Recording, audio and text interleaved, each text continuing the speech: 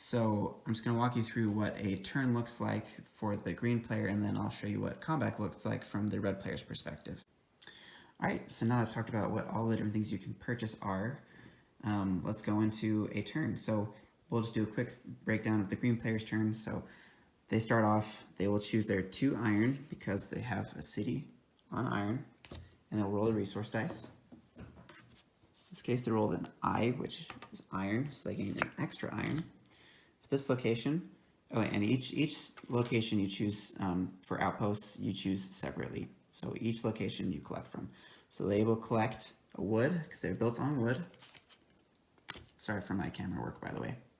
And then this one, I'm going to roll the resource dice again, so I can choose between infantry or resource dice. So I'm going to roll a resource dice and another iron. So it's normally that wouldn't be a very good roll because you don't need that much iron, but I've got the city, so iron is actually not terrible because I get that preferred trade-in cost.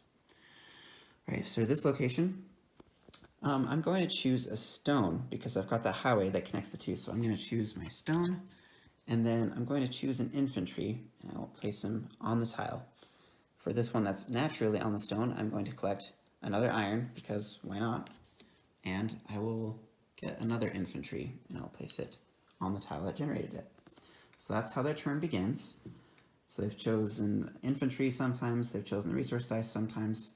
They've collected all their resources, so normally you'd keep this hidden, but I'm showing you because I can't hold it, and because it's good for, for seeing how we can do things. So I'll trade these 2 in for an Elyrium, and because I've unlocked spell level 2, I'm going to trade 2 Elyrium in for a spell.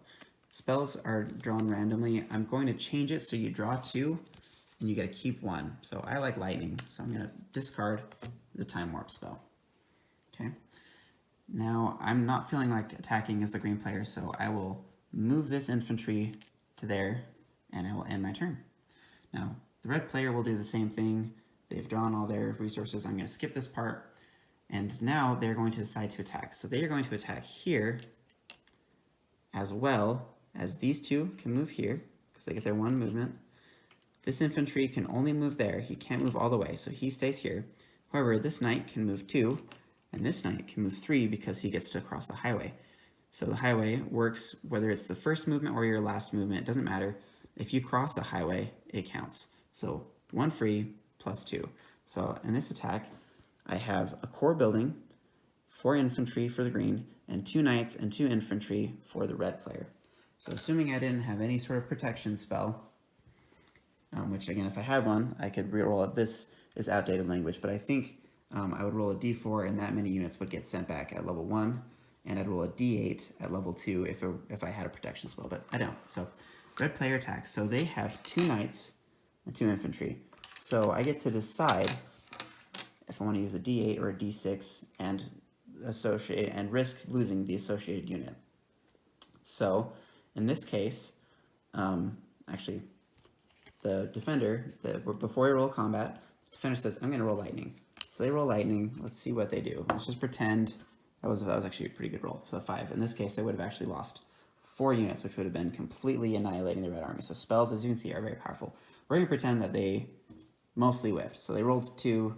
So this red player only loses 1 unit because it's level 2 spell again. So it's the number rolled minus just 1. So, all right. So the red player, they're going to go in with both of their knights. They're going to use these 2 dice.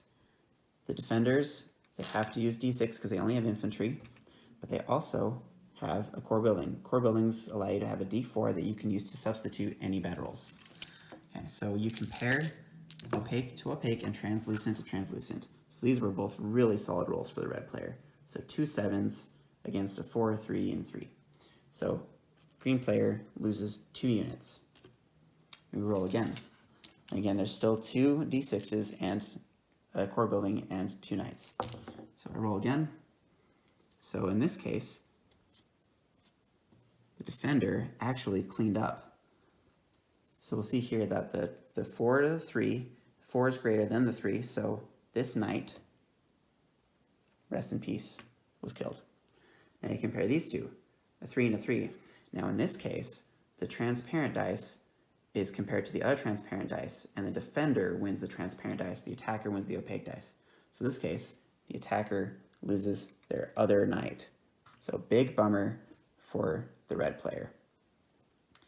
So at this point, it would just be 1d6, and you have to roll opaque for your first dice. So they only have one dice remaining, so they roll a d6, and the defender still gets to roll all these. So let's just roll all these, and let's pretend that this was a